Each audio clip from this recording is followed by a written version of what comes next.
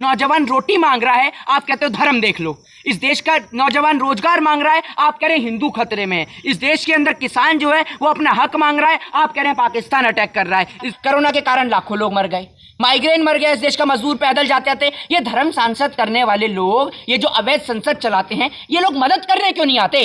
कुलदीप सिंह सेंगर बलात्कार का मुकदमी वो भी बाहर आ गया है। अब तो रेपिस्टों की जमानत हो रही है भाई देश के अंदर। जब रेपिस्टों की जमानत होगी तो कहां से महिला सुरक्षित करोगे? जिस हाथ में कॉपी पेन और कलम होने चाहिए, उन हाथ में कहते हैं हथियार उठा लो। आपकी औकात नहीं है रोजगार देने की, आप कहते हैं हथियार उठा लो। है लगातार उत्तर प्रदेश के दौरे कर रहे हैं और ये बताइए कि उत्तर प्रदेश में इस बार जो चुनाव होने वाला है, किसकी हवा बहते हुए देख रहे हैं? देखिए, पानी के जहाज पे खड़े होकर सिर्फ हमारा एक ही उद्देश्य है, और वो है नरेंद्र मोदी जी का, यानी भारतीय जनता पार्टी का जहाज डुबाने का।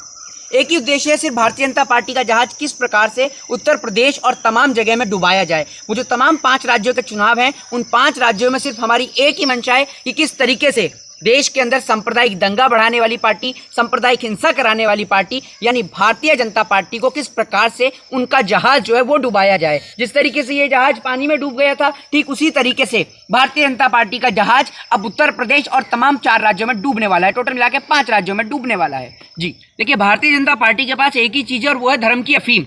वो धर्म की अफीम ऐसे करके घिसते हैं और ऐसे करके घिस के उसको बताते हैं कि हिंदू खतरे में है, उसको बताते हैं मुस्लिम खतरे में, उधर बताते हैं सिख खतरे में, उधर बताते हैं ईसाई खतरे में है। वो उत्तर प्रदेश के मुख्यमंत्री जिन्हों को अपना कास्ट नहीं पता, अपना रिलीजन नहीं पता, वो जाके उत्तर प्रदेश छोड़कर छत्तीसगढ़ में हनुमान जी की जाति बताते हैं कि कहीं बताते हैं हनुमान जी दलित हैं, कहीं बताते हैं हनुमान जी आदिवासी हैं। वो उत्तर प्रदेश के मुख्यमंत्री जो देश में सांप्रदायिक दंगे बढ़ाने में माहिर हैं। आज देश के अंदर महंगाई बढ़ रही है, देश के अंदर बेरोजगारी बढ़ रही है, देश का युवा बेरोजगार होता जा रहा है, देश के अंदर एसएससी जीडी के स्टूडेंट जो हैं वो धरना और प्रदर्शन कर रहे हैं। और सबसे बड़ी बात जो मैं आपसे कहना चाहता हूं, वो सबसे बड़ी बात यह है कि इस देश के अंदर जो जिस तरीके से जो लगातार आप देख रहे हैं महंगाई बढ़ती जा रही है, उसको लेकर कोई भी बात नहीं हो रही, कोई भी। और सबसे मेन जो मैं बात बताने जा रहा हूं वो है महामारी यानी बीमारी इतनी तेजी से बढ़ रही है, लेकिन हमारे देश के अंदर नरेंद्र मोदी जी की रैलियां रुकने का नाम नहीं ले रही हैं।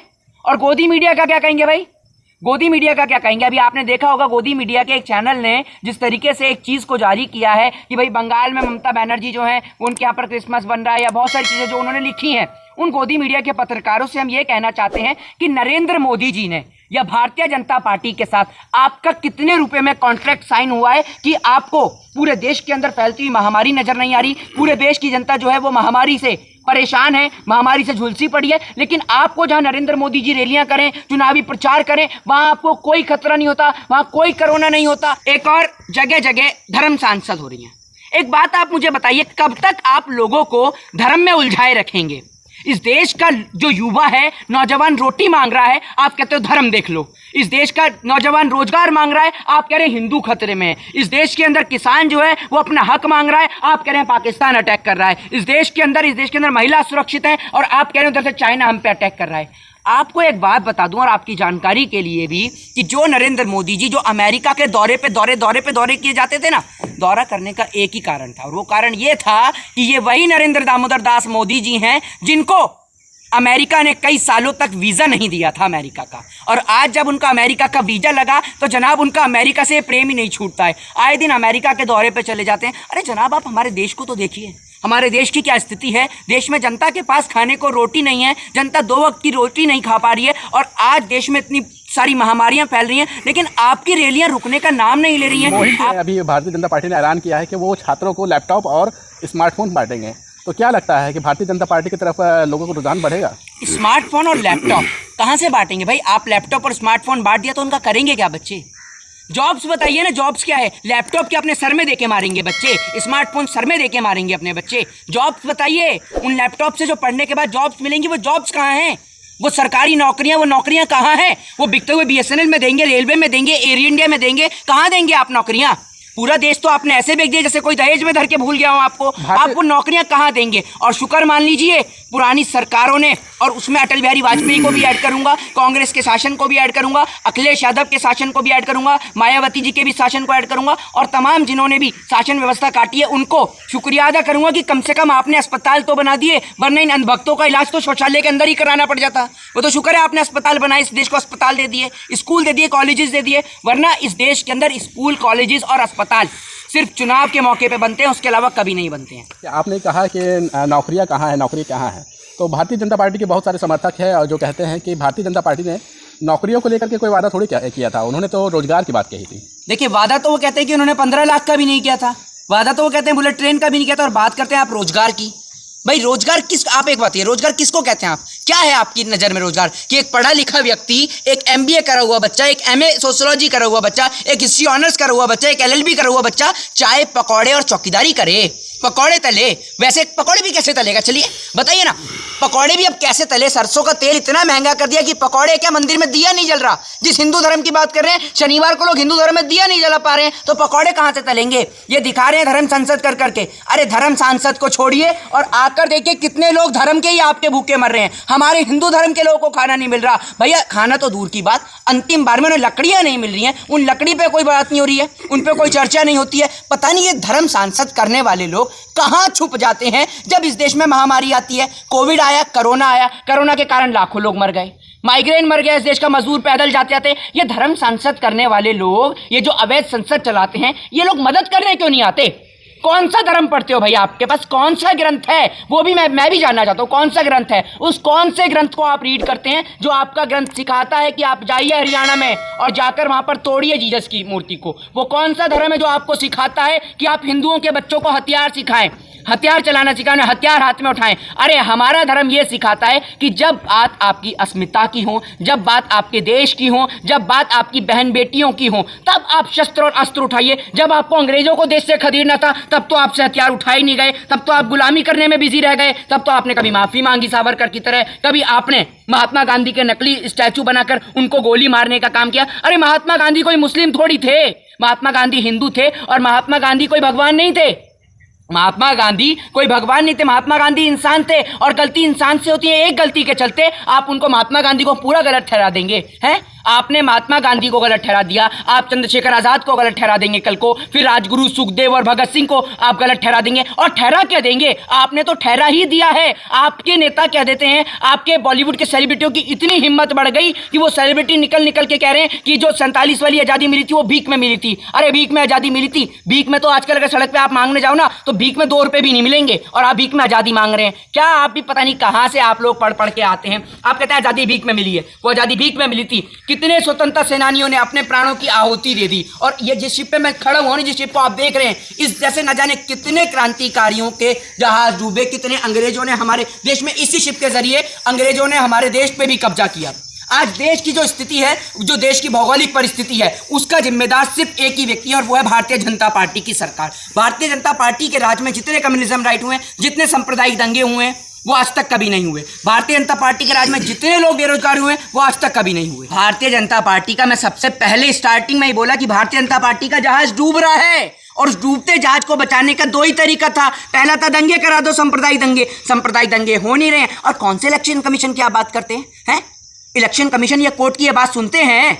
कोर्ट ने कितने लोगों को नोटिस भेज रखा है? कोर्ट की नज़र की अगर ये बात करें तो देश के गृह मंत्री भी तड़ीपार थे, उत्तर प्रदेश के मुख्यमंत्री पे भी मुकदमे चल रहे हैं, साध्वी प्रज्ञा ठाकुर जो इनकी पार्टी के सांसद हैं उन पे भी मुकदमे हैं, कुलदीप सिंह सेंगर बलात्कार का मुकदमे वो भी बाहर आ गया है। अब तो रेपिस्टों की जमानत हो रही है भाई देश के अंदर। जब रेपिस्टों की जमानत होगी तो कहाँ से महिला सुरक्षित करोगे?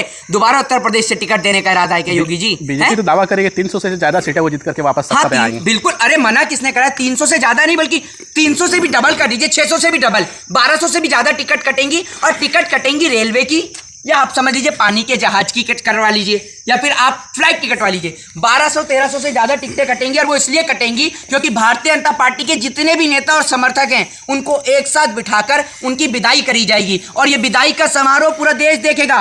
रैली अक्सर आपने इस देश में देखी होंगी, लेकिन रेला आप सिर्फ उत्तर प्रदेश में देखिएगा। और जिस भी भाई को रेला देखना है वो आए उत्तर प्रदेश और आकर एक बार रेला जरूर देखें। उत्तर प्रदेश में रेला निकलने वाला है, और वो रेला निकलेगा भारतीय जनता पार्टी के नेताओं का, और वो रेला निकालेगी जूते से इस देश की जनता, इस देश के युवा और नौजवान, जिनके हाथ में इस देश के कुछ लोग हथियार पकड़ाने की बात करते हैं। जिस हाथ में कॉपी पेन और कलम होने चाहिए उन हाथ में कहते हैं हथियार उठा लो। आपकी औकात नहीं है रोजगार देने की, आप कहते हैं हथियार उठा लो। है देश का युवा नौजवान रोजगार मांगे और देश का भूखा रोटी मांगे, आप कहते हैं हथियार उठा लो। हथियार से पेट भर जाएगा। और जो लोग ये भाषण देते हैं ना, जो धर्म संसद नचा रहे हैं, इनका आप बैकग्राउंड चेक करिए, खरबोपति लोग हैं, करोड़ों रुपए इनके पास फाइनेंस कहां से आता है, इनका इनकम ऑफ सोर्सेज क्या है, जरा तराशिए तो पता चल जाएगा आपको। हम जैसे कितने नौजवान पढ़ रहे हैं, पढ़ने के बाद में रोजगार नहीं है, रोजगार नहीं तो क्या करेंगे, पकौड़े तले हम। हमारे पापा तो है नहीं भैया बीसीसीआई में, हमारे पापा गृह मंत्री तो है नहीं जो हम बीसीसीआई में बन जाएंगे, है ना भाई। हमारे पापा तो अगर गृह मंत्री होते, या जो देश के इतने सारे युवा नौजवान हैं उनके पापा अगर गृह मंत्री होते तो बीसीसीआई में सचिव बन जाते। और हम तो मानते नहीं है कि मोदी जी इस देश के बाप हैं। अगर हम मोदी जी को इस देश का बाप मान लेते, क्योंकि हम नहीं मानते भाई, हमारा तो एक ही बाप है जिसको हमारे घर वाला है, हम नहीं मानते मोदी जी को।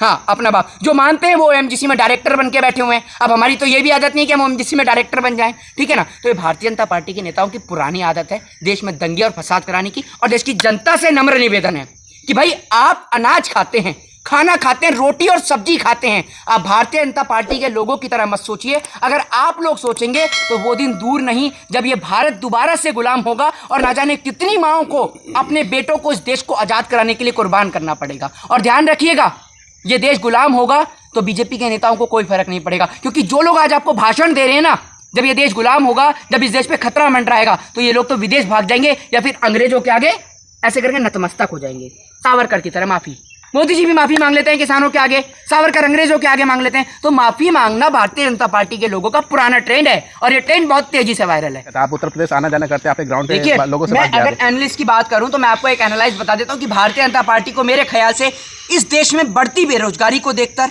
शिक्षा का जिस तरीके से अभाव है, लोग खाली पेट हैं, लोगों के पास खाने को रोटी नहीं है, एसएससी जीडी के स्टूडेंट धरना दे रहे हैं, किसान धरना दे रहे थे, देश में आए दिन कम्युनिज्म राइट हो रहे हैं। किसान तो इसको मद्देनजर रखते हुए जो बात कर रहे हैं, किसान बिल तो वो जो 3 काला कानून लाया था, उन्होंने तो वो मोदी जी ने तो वापस ले लिया है। तो इससे तो किसान तो खुश हो गए। भारतीय जनता पार्टी की आदत है भैया थूक के चाटने की, आदत है उनकी थूक के चाटने की।